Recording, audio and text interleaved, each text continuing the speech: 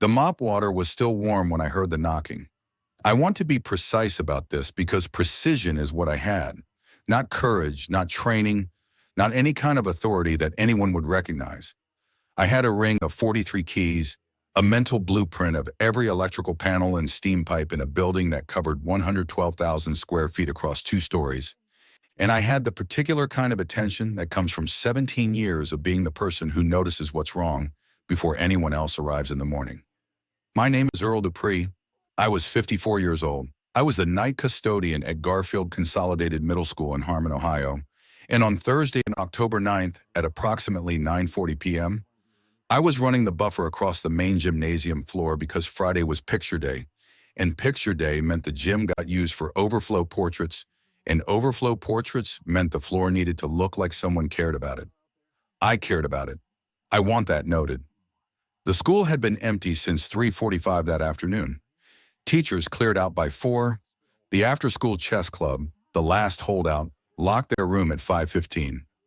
I'd walked my first sweep at 6, checked every classroom on both floors, tested every exterior door, set the alarm on the east wing, and started my checklist the way I'd started it 4 nights a week for 17 years. Trash, mop, polish, restock, inspect. The work was invisible by design. If I did it well, no one knew I'd been there. If I did it badly, everyone had something to say. I'd made peace with that particular economy a long time ago. The radio in the utility closet had been going since I clocked in. Not music. I'd switched to AM news around 7 because my phone had been buzzing with alerts I didn't fully understand. Something about a quarantine perimeter in Columbus. Something about the National Guard being activated along the I-71 corridor.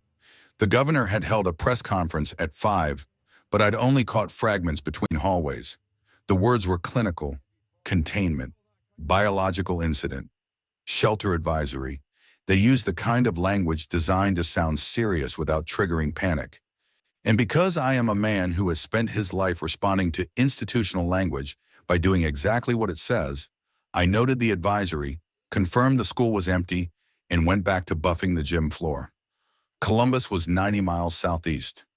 Harmon was a town of 11,000 people who talked about Columbus the way you talk about weather in a neighboring state. Aware of it, unaffected by it, privately grateful for the distance. The knocking came from the first-floor janitor closet near the B-wing stairwell. I heard it over the buffer. That's significant because the buffer is loud. A low, grinding hum that swallows most ambient noise. What it doesn't swallow is percussion. A rhythmic, deliberate knock. Not pipes settling, not the building's steam system cycling. Knuckles on hollow metal, the pattern of a person. I killed the buffer. The gym went silent in that total way only a large empty room can be silent. The kind of silence that has square footage. The knock came again. 3 times, then a pause, then 3 more. No one was in the building. I had swept every room. I had checked every door. The alarm system showed green across every zone. My checklist. The actual physical checklist on a clipboard I carried from room to room. Confirmed what I already knew from 17 years of redundant, obsessive verification. And yet, I set the buffer handle down and crossed the gym. My boots were the soft-soled composite toe Red Wings the district required, and they barely whispered on the polyurethane. I pushed through the gym's double doors into the B-wing corridor and stood still. 3 knocks, small, low on the door, maybe 3 feet off the ground. I reached for my key ring. The closet in question was what we called a satellite station. A shallow utility space, 4 feet by 6, holding a mop bucket, a shelf of cleaning concentrate, a case of paper towels, and a first aid kit that I restocked every September, whether the nurses reminded me or not. It locked with a barrel key, number 17 on my ring. I used it maybe twice a week. I had checked it during my 6 o'clock sweep. It had been empty. I put the key in, turned it, opened the door. A girl was sitting on the floor between the mop bucket and the wall, knees drawn up, arms wrapped around a backpack that was almost as big as she was. She looked up at me with the particular expression of a child who has been quiet for so long that sound has become an act of courage. "Hey," I said. "Hey now." She was maybe 10, 11 at the outside. brown hair pulled back with a rubber band that was losing its grip. School clothes. The kind that had been neat at 7 a.m. and had been through an entire day's worth of sitting, running, slouching, and now hiding. Her sneakers were the light-up kind, but the lights were off. "I'm Mr. Dupree," I said. I lowered myself to one knee so I wasn't standing over her. "I work here. I'm the custodian." "Are you okay?" "I fell asleep," she said. Her voice was hoarse, not from crying, from disuse. She'd been silent for hours. "In the music room, behind the risers. I didn't feel good, and I went behind the risers, and I fell asleep, and when I woke up, everyone was gone, and the lights were off, and I couldn't find my way, and I found this closet, and I've been waiting." I did the math. If she'd fallen asleep during afternoon classes and no one had reported her missing, she'd been in the building alone for at least 5 hours before I started my shift, and then another 3 while I worked. 8 hours. A 10-year-old, alone in a dark building, navigating by feel from the music room on the second floor down to a closet on the first. "What's your name?" "Iris. Iris Ortiz." "Okay, Iris, you're all right. I'm going to call the front office and we'll get your parents on the phone. Can you stand up?" She stood. She was steady enough, but she held the backpack in front of her like a shield. I noticed she'd eaten something from her lunch. A granola bar wrapper sat neatly folded on the shelf next to the paper towels. She'd folded her trash. I don't know why that detail stayed with me so hard, but it did. 8 hours alone in the dark, and she'd folded her trash. I walked her to the main office. The hallway lights were on the overnight setting. Every third fluorescent bank casting long panels of light separated by longer panels of gray. She stayed close enough that her backpack bumped my hip with every other step. I unlocked the front office with key number 2 and sat her in the chair behind the attendant's desk while I picked up the phone. No dial tone. I pressed the hook switch. Nothing. I tried the second line, the one reserved for outgoing calls. Dead. I pulled my cell phone from my back pocket and found what I'd been half ignoring for the past 2 hours. No signal, not low signal, none. The notification bar showed a small icon I'd never seen before. A triangle with an exclamation point, and beneath it, the words, "Emergency calls only." I dialed 911. It rang 11 times and disconnected. I dialed again. Same result. "Mr. Dupree?" Iris said from the chair. "Just a second, sweetheart." I stepped to the office window. The front of Garfield Middle faces Carroll Street, a 2-lane road that runs east to the town center and west toward the county highway. At 10 p.m. on a Thursday, there should be occasional headlights. A delivery truck. Someone coming home late from the second shift at the bottling plant. Carroll Street was empty. Not quite empty. No headlights, no streetlights. The municipal lamps that normally lit the school's front sidewalk and parking lot were dark. The only light came from the school itself, running on its own transformer, casting a pale rectangle onto the front lawn. Then at the far edge of that rectangle, something moved. It wasn't walking correctly. I've spent 17 years watching people move through this building. Children, teachers, administrators, parents. I've watched them run, shuffle, limp, skip. I've seen a kid with 2 broken toes hop the entire length of the C-wing on 1 foot rather than wait for the nurse. I know how people move. This wasn't that. The figure was at the edge of the parking lot, maybe 80 yards out, moving along the tree line where the school property meets the Henderson soybean field. It lurched in a way that looked like someone trying to walk on a surface they couldn't feel. Each step committed too far forward before the foot caught up. The arms didn't swing. I watched for maybe 10 seconds.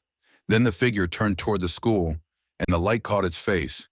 And even at 80 yards through plate glass, I knew that what I was seeing didn't belong to the world I had clocked into 4 hours ago. The face was wrong, not injured.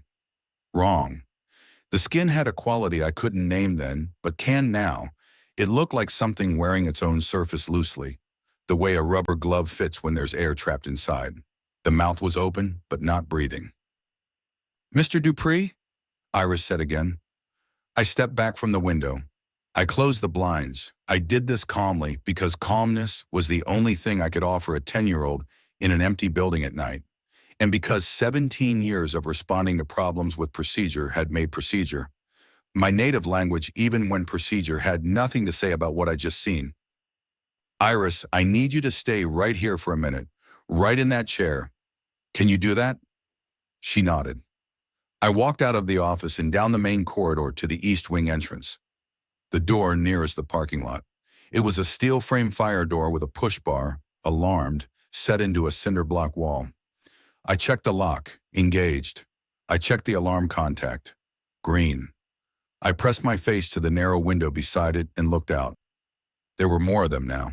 3 that I could see coming from the direction of Carroll Street, moving across the faculty lot with that same unmoored gait. One of them was wearing a high-visibility vest.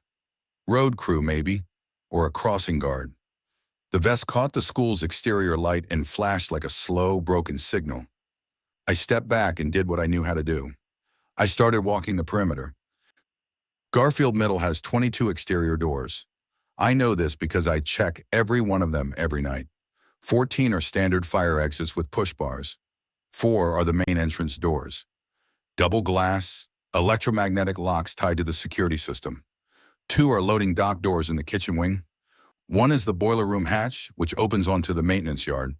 1 is the roof access in the mechanical room, which technically isn't an exterior door, but leads to one. I checked them all. Everyone was locked. Every alarm contact read green on the panel. The building was sealed the way I sealed it every night. The difference was that tonight, sealed felt like the only word that mattered. I came back to the office. Iris hadn't moved. Iris, do your parents know you're here? My mom was supposed to pick me up at 3. She didn't come? I was asleep. Right, okay. I sat on the edge of the attendance desk and thought. No phone, no cell signal. No one outside that I wanted to walk toward. A child who belonged somewhere else in a building that, for the first time in 17 years, didn't feel like a building I was maintaining. It felt like a building that was maintaining me. I pulled my key ring from my belt and held it in my palm. 43 keys, every one of them opened something in this building that I understood. Iris, I said, I think we're going to stay here tonight. I think that's the safest thing. She looked at me with the unblinking evaluation only children can perform. Then she unzipped her backpack and pulled out a water bottle. I have some crackers too, she said, if you want some. By midnight, I'd found the others. Not all at once. The building gave them to me the way it always gave me things. One room at a time, one problem at a time, in the order I walked. The first was Coach Briggs, the boys' PE teacher, asleep in his office behind the auxiliary gym. He'd stayed late to finalize basketball tryout rosters and, according to him, had fallen asleep at his desk somewhere around 7. He was 51, thick through the shoulders, a man who spoke in coaching metaphors and had the particular confidence of someone who'd been physically competent his entire life. When I woke him and told him the phones were dead and there were people in the parking lot who weren't moving right, he stood up and said, "Show me." I showed him. He watched from the East Wing window for a long time. When he turned back, his face had changed. Not frightened, recalibrated. He had the look of a man redrawing his mental map of what the next few hours contained. How many doors? He asked. 22, all locked. Windows? First floor, 216. Most are the crank type. They open about 6 inches before the safety stop. He looked at me. You know the exact number? I replaced the crank mechanisms in the East Wing last March. I had to order them by count. The second person was Linda Chow, the night cleaning contractor. I'd forgotten about her because she wasn't district staff. She worked for a private service that handled the administrative wing twice a week, Tuesdays and Thursdays. She had her own key to the admin entrance and her own schedule, and our paths crossed only occasionally. I found her in the second-floor teacher's lounge, sitting in the dark with her phone pressed to her ear, listening to a rapid Mandarin broadcast on a cache news stream. She was maybe 40, compact, precise in her movements, and when I told her the situation, she relayed information back to me with the efficiency of someone translating under pressure. The broadcast is from 4 hours ago, she said. It says Columbus is gone. It says the interstate is closed. It says, do not go outside. We're not going outside, I said. She nodded once and picked up her cleaning caddy. What do you need me to do? The third was a man I didn't recognize. I found him in the front vestibule, slumped against the inner glass doors, bleeding from a gash across his left forearm. He'd come through the main entrance before I'd started my shift. He must have, because the alarm log showed the front doors had been opened at 5:52 p.m. and not properly resecured. Someone had used the entrance and hadn't pulled the door fully shut, and the magnetic lock hadn't re-engaged. This is the detail that still cost me sleep. If I'd noticed the front door wasn't fully sealed during my 6 o'clock sweep, if I'd walked the vestibule instead of just glancing at the alarm panel, I would have found this man 4 hours earlier. I would have found the door unsecured 4 hours earlier. I would have fixed it. I fixed it now.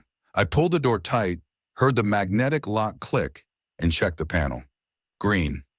Then I knelt next to the man. Sir, can you hear me? He opened his eyes.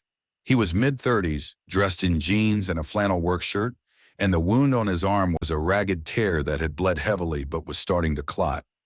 Not a bite. It looked like he'd caught himself on a sheet metal or a chain-link fence. I was trying to find somewhere, he said. I was driving and there were. I went off the road. I saw the building. The door was open. What's your name?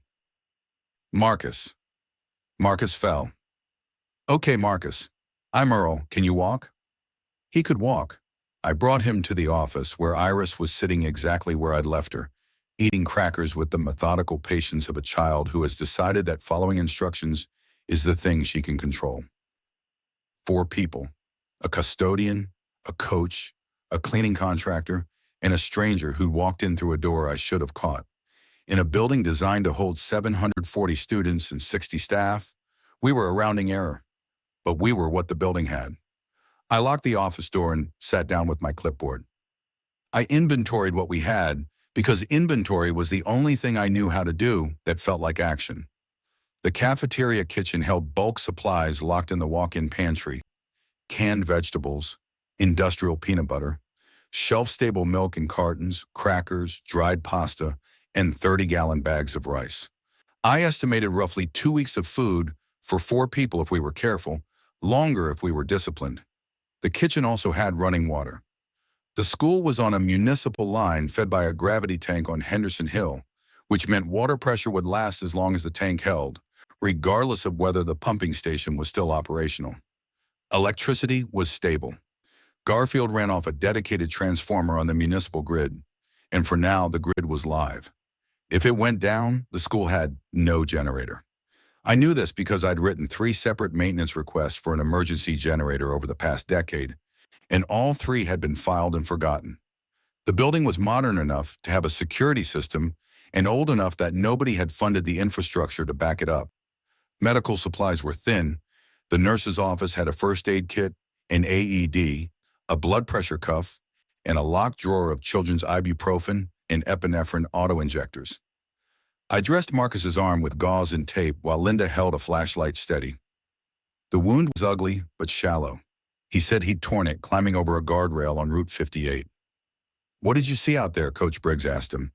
He'd pulled a chair up and sat in it backwards, arms crossed over the backrest, watching Marcus the way he watched boys who claimed injuries to get out of running laps. Marcus was quiet for a moment. Then he described what he'd seen on Route 58. The stopped cars, the ones that were still running with their doors open, the shapes moving between them that he thought at first were accident victims until one of them turned toward his headlights and started walking with that wrong, purposeful lurch. He'd driven onto the shoulder. He'd driven into the ditch. He'd climbed a guardrail and walked until he saw our lights. How many? Briggs asked. On the road, dozens, maybe more. It was dark. I couldn't. They were all over the road.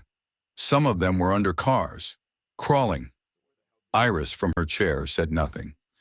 She was watching Marcus the way a child watches a parent get bad news. Not understanding the content, but reading the emotion with a fidelity that adults lose. Iris, I said, the music room has those bean bags, right? The ones Mrs. Felton uses for reading circle? Yes. I'm going to set some up in the teacher's lounge. That's where we'll sleep tonight. It's got a lock, and it's on the second floor, and it's got a couch. She considered this. Can I bring my backpack? Absolutely. I moved the group upstairs. It was the decision that I'll stand behind longest, because it was the decision based purely on knowing the building. Second floor meant anyone coming through a first floor window or door would have to reach a stairwell before reaching us. And there were only 4 stairwells, and every stairwell had a fire door that locked from the corridor side. I locked all 4, key number 9, 9A, 9B, 9C. I tested each one by pulling from the stairwell side. The building was now not just sealed, but partitioned. First floor accessible, but unwatched. Second floor locked and occupied. The stairwells were the choke points. The fire doors were designed to contain smoke for 90 minutes. I didn't know what they'd contain beyond that, but their steel cores and tempered glass gave me more confidence than anything else available. I pulled out my clipboard and drew the second floor from memory. Every room, every exit, every utility chase. I marked our position in the teacher's lounge with a circle. I marked the stairwell doors with X's. I marked the windows I knew could be forced wider than 6 inches because I'd replaced their crank stops with the wrong model 2 years ago and hadn't gotten around to fixing them. Rooms 212, 215, and the computer lab. I stared at my own handwriting and tried to believe that a floor plan was the same thing as a plan. Briggs wanted to leave.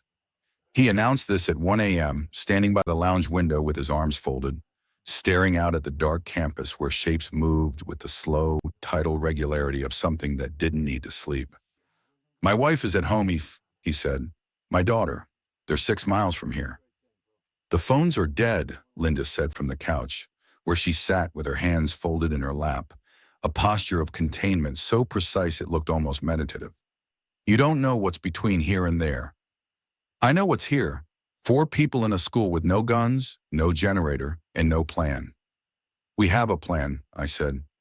He turned to me. Earl, with respect, your plan is to lock doors and sit on the second floor. That's the plan, yes. That's not a plan. That's hiding. He wasn't wrong, but he wasn't right either.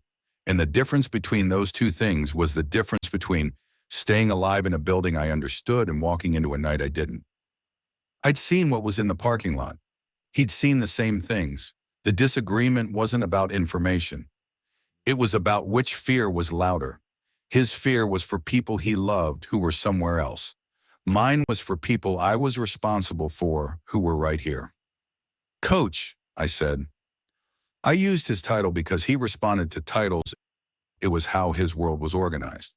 If you go out there and something happens, we lose 1/4 of the people in this building. If you go out there and make it home and your family's fine, that's the best case. And we still lose you. If you go out there and your family isn't there, then you're alone on open road in the dark with what Marcus described. You don't get to make that call for me. I'm not making any call. I'm a custodian. I don't make calls. I'm telling you what happens to the number of people in the room. He stared at me for a long time. The thing about Briggs was that he wasn't stupid and he wasn't selfish.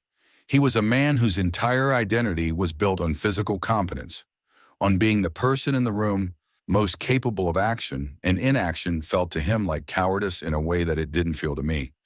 I'd spent my whole career being the person who waited, watched, and fixed things after everyone else had moved on. Patience was my professional skill. It wasn't his. I'll wait until light, he said finally. First light, I'm going. Okay. I'm not asking permission. I know.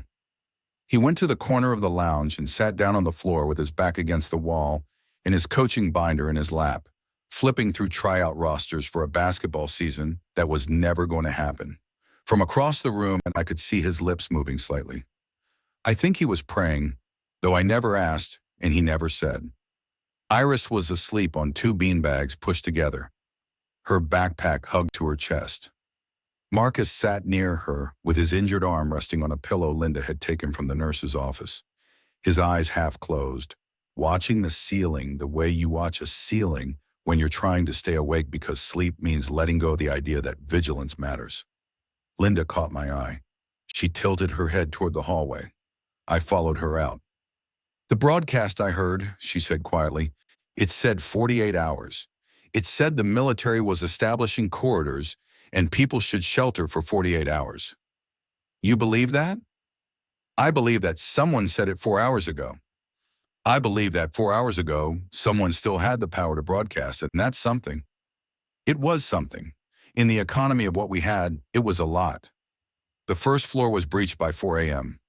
I know the exact time because I was awake, sitting in the hallway outside the lounge with my clipboard, updating my inventory by flashlight. The sound was not what I expected. I'd imagined glass breaking, that sharp, percussive shatter you hear in movies. What I heard instead was a slow, grinding creak, followed by a metallic pop, followed by the particular sound of a crank mechanism failing under sustained lateral pressure. Room 112, ground floor, west side, one of the 3 windows I'd marked on my diagram. One of the 3 whose crank stops I'd replaced with the wrong model. I stood up. I moved to the stairwell door at the west end of the second floor, 9B on my key ring, and pressed my ear to the steel. Below me, through the stairwell and the fire door at its base, I could hear movement. Not footsteps, something heavier and less coordinated, like furniture being displaced by a body that didn't know how to navigate around it. Briggs was behind me. He'd woken and followed without a word. We stood at the fire door together, listening. 1, he whispered. I don't know. The sound multiplied. The second floor was concrete and steel beneath thin commercial carpet, and sound traveled through it the way sound travels through a bridge, attenuated but persistent. I could hear the scraping of desks being shoved sideways. Something heavy falling. Then a second window mechanism failing. Room 115, same wrong crank stops. Same error I'd made and never corrected. They're in 2 rooms, I said. How do you know which rooms? Because I know which windows can be forced. I installed the wrong parts. He looked at me. In the dim hallway light, his face underwent a series of adjustments. Surprise, then calculation, then something I'll describe as respectful alarm. Where else? The computer lab, room 220. That's on this floor. I know. We moved fast. Room 220 was at the far east end of the building. I jogged the corridor with Briggs behind me, unlocked the computer lab with key 23, and went straight to the windows. The crank stops in 220 were the same wrong model, but the windows faced the back of the building, away from the parking lot and Carroll Street, overlooking the loading dock and dumpster corral. I looked out. Nothing moved. I did the only thing I could think of. I took the crank handles off the windows, removed them entirely using the multi-tool from my belt. Without the handles, the crank mechanisms couldn't be operated from inside or out. The windows were sealed at their current position. Closed but not lockable. Just inoperable. Will that hold? It'll slow them down. The crank is the weak point. Without the handle, you'd need to grip the shaft and turn it, and the shaft is a 1/4-inch steel rod. Could a person do it? A person with pliers, yes. Those things, I don't know what they can do. We went back to the lounge. Linda was awake, standing in the doorway. Iris was still asleep. I heard it, Linda said. First floor, west side, 2 rooms. Are they on the stairs? Not yet. The stairwell doors are closed. But the stairwell doors aren't locked from the first floor side. She said it flatly, not as an accusation, but with the clarity of someone who had been quietly mapping the same building I had, reaching the same conclusions on a shorter timeline. She was right. The fire doors locked from the second floor side where we were. From the first floor side, they could be pushed open by anyone, or anything. That found them. I looked at my key ring. Then I looked at the hallway, stretching in both directions, fire doors at each end. If they come up a stairwell, we'll hear them on the door before they get through. The doors open outward from the stairs into the hallway. That means they'd have to pull them toward themselves to get through. Do they know how to pull doors? Briggs asked. None of us answered. At first light, Briggs left. He didn't announce it. He didn't make a speech. At 6:15, with gray October light filling the second-floor windows, he simply stood up, put on his coaching jacket, and looked at me. "East entrance," he said. "It's the farthest from where they came in." I walked him down. I unlocked stairwell 9C at the east end, and we descended together, listening at every landing. The first floor was quiet, a different quiet than the building's normal overnight silence. This quiet had weight to it. It was a quiet that had been disturbed and was settling back into place, the way water goes still after something passes through it. I unlocked the east exterior door with key number 6. Briggs paused in the frame and looked back at me. "Take care of them, Earl." "I'll do my best." "You're doing better than that." He went out. I watched him cross the east lawn at a controlled jog, angling toward Packer Road, which would take him north to the residential grid where his family lived. He moved well. Athletic, efficient, head on a swivel. At the tree line, he paused, looked back once, and disappeared into the maples. I locked the door. I checked the alarm contact. Green. I never saw Briggs again. I don't know whether he made it home. I don't know what he found if he did. I've turned this over and over in the years since, and what I've settled on is this. He made the decision that made sense to who he was, and I made the decision that made sense to who I was, and neither of us was wrong. And the world doesn't require both choices to lead to the same place. Upstairs, the day began the way days do, when the structures of normal life have been removed, and you have to build new ones from whatever's available. I made breakfast in the teacher's lounge with supplies I'd carried up from the cafeteria during the night. Peanut butter on crackers, shelf-stable milk, and apple slices from a bag I found in the staff refrigerator. Iris ate methodically, sitting cross-legged on her beanbag, chewing each bite completely before taking the next. Marcus was running a low fever. I checked his forehead with the back of my hand. An imprecise instrument, but the only one I had. The wound on his arm didn't look infected. It was clean, scabbing properly, the edges pink but not angry. His color was off, though, pale with a grayish undertone around the eyes. Linda watched him from across the room with an expression I couldn't fully read. "Are you feeling okay?" I asked him. "Sore, tired. I barely slept." "Fever?" "Maybe. I felt run down since yesterday." I didn't ask the question I was thinking. None of us did. The word bite sat in the room like a chair nobody would sit in. His wound didn't look like a bite. It looked like a gash from metal. But I hadn't seen it happen, and he was the one who told me how he got it, and trust in that room was the kind of thing that existed, because we needed it to, not because it had been earned. I changed his bandage. The wound was fine. His fever was probably stress. People run fevers when they're terrified and exhausted and sleeping on a floor. I told myself this, and I believed it, because the alternative was a problem I had no protocol for. Linda appeared beside me while Marcus dozed. "I do not think he was bitten," she said quietly. "I don't either." "But you're watching him." "I watch everything. It's my job." She looked at me with that direct, measuring gaze. "Your job is floors and light bulbs.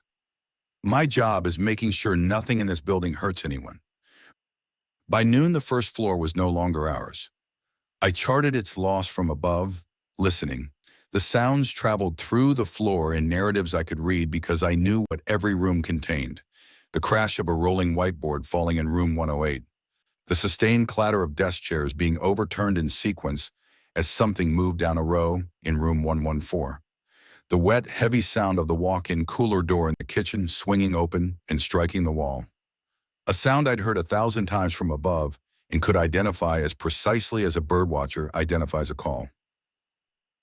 They were spreading through the west wing. They'd entered from the compromised windows, and once inside, they'd found the interior doors. Classroom doors that opened into the hallway, hallway doors that led to the main corridor, corridor doors that connected the wings. A building designed for the free flow of 700 children was a building designed for the free flow of anything. I stood at the west stairwell door and listened. Something was on the stairs, not climbing, standing maybe or leaning, A rhythmic thump like a shoulder hitting a wall over and over. Not purposeful, not exploratory, just a body encountering architecture and not knowing how to respond. I pulled the stairwell door's vision panel open, a 6-inch square of wired safety glass, and looked down. It was a woman. She wore a brown jacket and one shoe. She was on the first landing, facing the wall, swaying slightly, her hands at her sides. She bumped the wall, corrected, bumped again. Each time she bumped, she shifted a few degrees. Like a Roomba, I thought, and the absurdity of the comparison almost made me laugh, and the fact that it almost made me laugh almost made me cry. She turned until she was facing the stairs upward. She didn't look at me through the glass. She didn't look at anything. But she put her foot on the first step, and her body followed, and she made it up 3 steps before losing balance and sliding back to the landing. She tried again immediately. I closed the vision panel. They can use stairs, I told the others. Badly, but they can. The map of my clipboard was changing. I crossed out the west wing. I crossed out the main corridor. I left the east wing as uncertain. I hadn't heard movement from that side, but I hadn't checked the east stairwell since letting Briggs out that morning. I checked it now. The east stairwell was clear. From the door's vision panel, I could see all the way down to the first floor landing. Empty. The exterior door at the bottom was intact, locked, alarm contact green. Good. But the building was contracting. I could feel it the way you feel a house settling, not through any single sound, but through the aggregate, the shifting center of gravity. The first floor was becoming theirs. The second floor was still ours, but the second floor was connected to the first by 4 stairwells, and the stairwell doors were fire rated for 90 minutes. 90 minutes was a number designed for fire. I didn't know what it meant for hands that didn't stop. I spent the afternoon hardening doors. This is the thing nobody tells you about a school building. It's not built to keep anything out. It's built to let everything flow. Wide corridors, open sight lines, doors with lever handles instead of knobs because lever handles meet ADA compliance. Every design choice that makes a school accessible makes it penetrable. I'd spent 17 years maintaining a building whose entire philosophy was the removal of barriers, and now I needed barriers, and the building fought me at every turn. I used what I had. I took the legs off the teachers' lounge tables and used them as crossbars, wedging them into the stairwell door frames. The gap between door and frame was wide enough to accept a table leg hammered in at an angle with the rubber mallet from my tool belt. I dragged filing cabinets from the guidance counselor's office and positioned them as secondary blocks behind the 2 stairwell doors nearest to the breach. I removed the crank handles from every second-floor window I could reach. Linda worked alongside me without being asked. She had a cleaning contractor's understanding of buildings. Not architectural, but practical. She knew which surfaces held weight, which fixtures were anchored to studs, and which were anchored to drywall, which doors had 3 hinges and which had 2. At one point, she stopped and looked at me while I was hammering a table leg into a door frame with my rubber mallet. "You love this building," she said.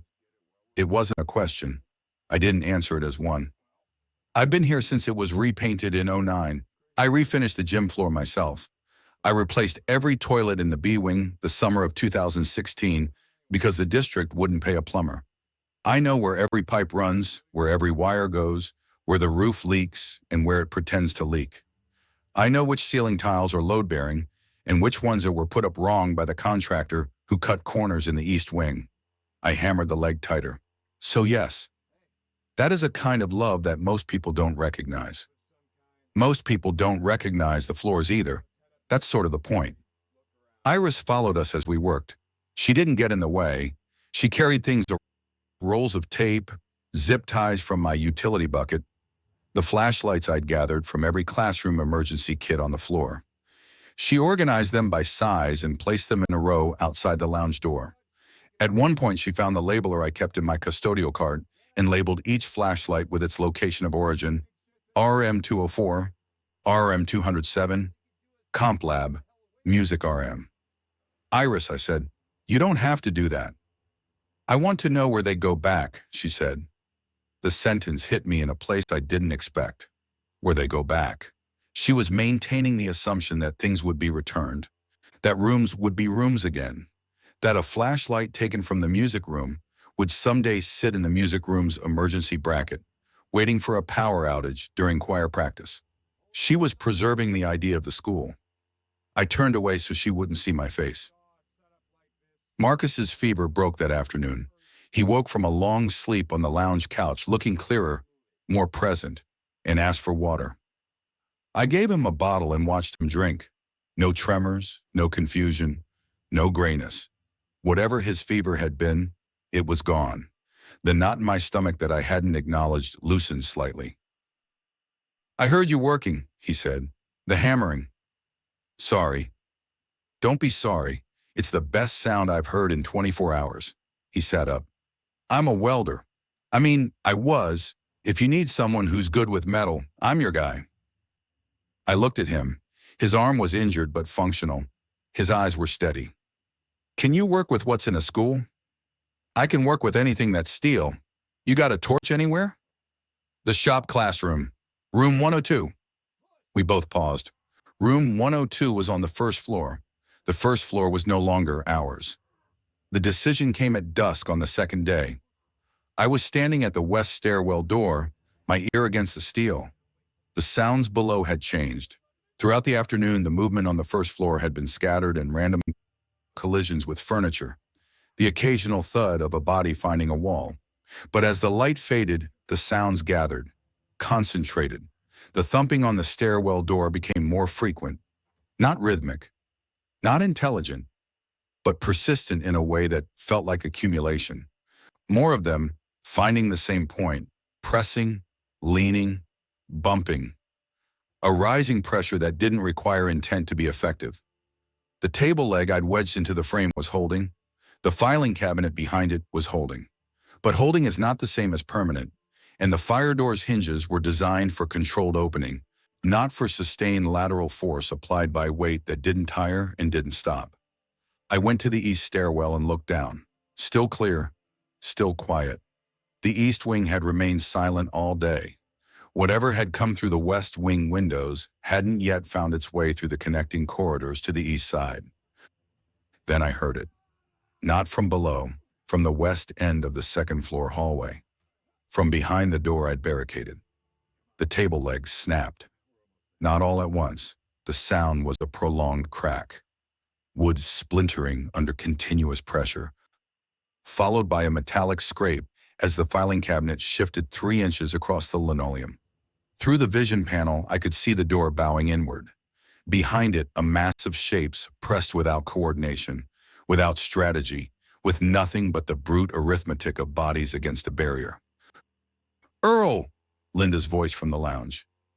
"Get Iris, get Marcus. Go to the east end. Now." I didn't watch them go. I grabbed the second filing cabinet from the guidance office and shoved it against the first. I wedged my floor buffer, the heavy commercial one I'd left in the second floor utility closet, against the cabinets as a third layer. It bought time. I didn't know how much. I ran to the east end. Linda was there with Iris and Marcus. Marcus had his arm out of the sling, jaw set. Iris held her backpack and a flashlight labeled RRM 204 in her own hand. "They're through the west stairwell or they will be within the hour," I said. "We need to collapse the corridor." "What does that mean?" Marcus asked. I pointed down the hallway. Garfield's second floor was a single long corridor running east-west, with classrooms on both sides and a pair of fire doors at its midpoint, the kind that close automatically during a fire alarm, subdividing the floor into 2 zones. These doors were currently open, held in their wall pockets by magnetic catches connected to the fire alarm system. If I trigger the fire alarm, those doors close. They're rated the same as the stairwell doors. They'll seal the west half of the corridor from the east half. "So we lose half the floor," Linda said. "We lose 12 classrooms, the teacher's lounge, 2 stairwells in the guidance office. We keep 9 classrooms, the computer lab, the east stairwell, and the music room. The lounge has all the food we carried up." I closed my eyes. She was right. I'd staged our supplies in the lounge because it had a refrigerator and a lockable door, and felt like a defensible base. Now our defensible base was about to be on the wrong side of a firewall. How long before they reach the midpoint? Marcus asked. I don't know. The barricade is holding, but it's failing. How long to move the food? I calculated. The lounge was 140 feet down the corridor from where we stood. The midpoint fire doors were at the 70-foot mark. To reach the lounge, we'd have to pass through the fire doors, travel another 70 feet to the lounge, load what we could carry, and come back. If the west stairwell barricade failed during that window, we'd be in the corridor with them. Earl, Iris said. She pulled my sleeve. The dumbwaiter. I stared at her. In the music room, Mrs. Felton sends instruments down to the auditorium on the dumbwaiter. I've seen her do it. The music room was on our side. The east side. The dumbwaiter connected the second-floor music room to the first-floor auditorium. But the shaft itself ran behind the wall, adjacent to the teacher's lounge, because both rooms shared a structural wall with the original 1960s utility chase. I pulled out my clipboard and drew the wall section. The dumbwaiter shaft was 18 inches wide. The wall between the shaft and the lounge was standard interior, 2 layers of drywall on metal studs. I can open that wall, I said. From the music room side, I can open the wall into the shaft, and from the shaft, I can open the wall into the lounge. It's just drywall. Do it, Marcus said. I'll move whatever you can pass through. I pulled the fire alarm. The corridor filled with the deafening pulse of the alarm horn, and the midpoint fire doors swung out of their wall pockets and sealed with a heavy, conclusive thud. The building I'd maintained for 17 years partitioned itself exactly as it was designed to, and I stood on the smaller side and listened to the larger side become unreachable. I opened the wall with a claw hammer and a pry bar. The music room smelled like rosin and the particular dust that accumulates inside acoustic tile. Mrs. Felton's beanbags were where Iris said they'd be, arranged in a reading circle near the risers where Iris had hidden and fallen asleep a lifetime ago. The dumbwaiter was a simple platform and pulley system in a shaft barely wide enough for a tuba case. I removed the platform, leaned into the shaft with a flashlight, and found the interior wall. 2 layers of 5/8 drywall on steel studs, 16 inches on center. I punched through the first layer with the claw end of the hammer. White dust filled the shaft. I tore the paper facing, pulled the gypsum in chunks, reached the stud cavity, and punched through the second layer into darkness. The smell of the teacher's lounge reached me through the hole. Coffee, artificial air freshener, and the lingering sweetness of shelf-stable milk. I widened the hole until it was roughly 14 inches across, limited by the stud spacing, and shined my flashlight through. I could see the lounge. The food was where I'd staged it. Stacked on the counter, organized by type, 8 cans of vegetables, 12 peanut butter jars, a case of crackers, a case of milk. A bag of rice I wouldn't be able to fit through the hole. From the corridor beyond the lounge door, I could hear them. Not distant, present. The barricade had failed or they'd found another way. The sounds were in the west corridor now, close enough that I could distinguish individual collisions. Body against wall, body against door, the grinding drag of something heavy being pushed without being lifted. I passed supplies through the shaft to Marcus, who stood in the music room and stacked them against the wall, can by can, jar by jar, through a 14-inch hole in a wall that was never meant to be opened, in a shaft that was designed for tubas and xylophones. Each item that came through was an item that stayed with us. Each item I couldn't reach was an item we'd lost. The rice wouldn't fit. The bulk pasta wouldn't fit. 2 of the water jugs wouldn't fit. I left them. When I pulled myself back through the shaft, my arms were bleeding from drywall screws I'd missed, and my shirt was white with gypsum dust. Linda was in the music room doorway. "They're at the fire doors," she said. I went to look.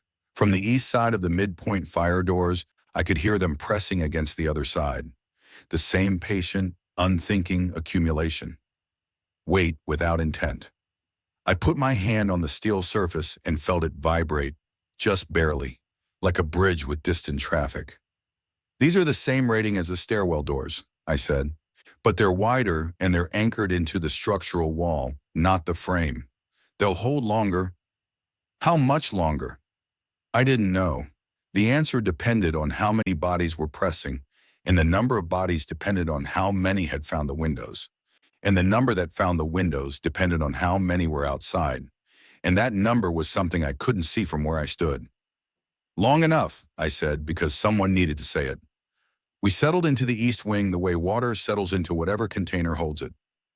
9 classrooms, a computer lab, the music room, the east stairwell, still clear, still locked. An entire wing of a school building that I knew as well as I knew my own body, reduced now to the final territory we could defend. I'm going to tell you what the next 2 days were like, not because they were dramatic. They weren't. But because surviving in a contracting space is mostly a matter of repetition, and repetition is a form of faith. And faith was the thing we were actually running on. We slept in shifts. I took the first watch each night, sitting at the midpoint fire doors with a flashlight and a crowbar, listening. Linda took the second. Marcus took the dawn shift, his arm healing well enough to grip tools. Iris slept through the night, every night with her backpack, and each morning she woke and asked what needed to be done. What needed to be done was always the same. Check the fire doors, check the east stairwell, check the windows, inventory the food, inventory the water. I wrote everything on my clipboard. Date, time, observation. I filled pages. Linda asked me once why I was writing so much, and I told her the truth. Because if someone found this building after us, they'd need to know which parts were safe and which weren't. The clipboard was a map for someone who hadn't arrived yet. On the third day, the power went out. It happened at 2 p.m. One moment, the fluorescent banks were humming their familiar 60 hertz hum, and the next moment, they weren't. And the silence they left behind was more disorienting than any sound the building had produced. Emergency lighting kicked in along the corridor. Battery-powered units I'd tested every 6 months, small white boxes that cast a cold, clinical glow. They were rated for 90 minutes. I'd replaced the batteries in September. I'd logged it. 9 units in the east wing, all with fresh batteries, all tested, 90 minutes of light per unit. After that, we had the flashlights Iris had collected and labeled. The water stopped 30 minutes after the power. The gravity tank on Henderson Hill must have finally emptied. I turned the faucet in the music room sink and heard air cough through the pipe, a sound that was the building's equivalent of an exhale. We had 7-gallon jugs of water. I counted them. I wrote the number on my clipboard. At minimum consumption. Drinking only. No washing. 7 gallons would last 4 people roughly 9 days. On the 4th evening, the fire doors began to bow. It was subtle at first, a slight curvature in the center where the 2 doors met, visible only if you stood at an angle and looked down the vertical seam. The latch where the doors joined was engineered to hold under fire conditions. Heat expansion, smoke pressure, the concussive force of a flashover. It was not engineered for continuous, unrelieved mechanical pressure applied without rhythm or variation by a mass that didn't fatigue and didn't stop. I watched the gap between the doors widen from nothing to 1/8 of an inch, then a quarter. Through the gap I could smell them, a sweetness that didn't belong to any biological process I could name, underlaid with something mineral, like wet iron. How long? Marcus asked from behind me. Maybe a day, maybe less. The east stairwell. We go down, we go out, we run.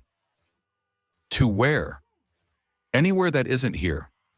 I looked at my clipboard. I looked at the building plan I'd drawn on the first night, now covered in X's and crossings out.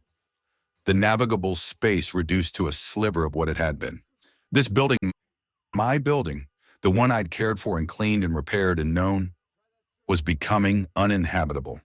Not because it had failed, because it had been overwhelmed by something it was never designed to resist. And that's when I heard the voice. It came from the C wing, which branched off the main corridor on the west side, beyond the fire doors, deep in the territory we'd already lost. A voice calling, muffled, distant, but unmistakably human. Hello? Is someone there? Hello? I froze at the fire doors. Through the widening gap, I could hear it. A woman's voice, ragged, desperate, repeating, "Hello? Please. I'm in C-Wing. I'm in the art room. Please." Linda grabbed my arm. "Who is that?" "I don't know." "It could be a teacher. Someone who was hiding." I pressed my ear to the gap. The voice came again. Same words, same cadence, same inflection. Exactly the same. Not similar. Identical. The same breath pause between there and hello. The same crack on please, like a recording. My chest went cold. "Earl," Marcus said, "that's the intercom." He was right.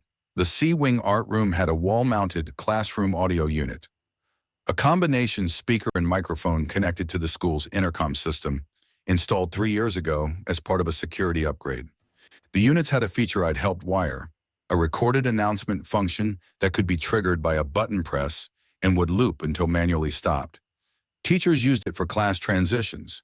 The art teacher, Mrs. Diaz, had recorded a welcome message for parent night last month. But this wasn't a welcome message. This was someone who had pressed the record button while calling for help, and the recording had looped, and it was still looping, playing into an empty room through a speaker powered by the unit's internal battery backup. Or it was Mrs. Diaz, alive, pressing the intercom button over and over, calling from a room in a wing that I'd written off. A wing I'd sealed behind fire doors. A wing I'd surrendered. I couldn't tell which it was. The fire doors distorted the sound just enough to make the repetition ambiguous. Was it mechanical repetition? The same recording, identical each time? Or was it human repetition? A terrified woman saying the same words because the same words were all she had. "I have to open the doors," I said. "No." Marcus stepped in front of me. "Earl, listen to it. Listen to the cadence. It's a loop." "You don't know that." "I know what a loop sounds like. I've worked in shops with automated warnings my whole career. That's a loop." "And if it isn't?" "If it isn't, she's been in that wing for 4 days with them, and she's survived. And she can survive longer. But if you open those doors, they come through in seconds, and Iris is 30 feet behind us." I looked back down the corridor. Iris was standing outside the music room, a flashlight in one hand, watching us. She didn't speak. She didn't need to. Her presence was the argument. The voice called again. Same words, same intervals, same crack on, "Please." I put my hand on the fire door. The metal was warm from the pressure of bodies on the other side. I could feel them through the steel.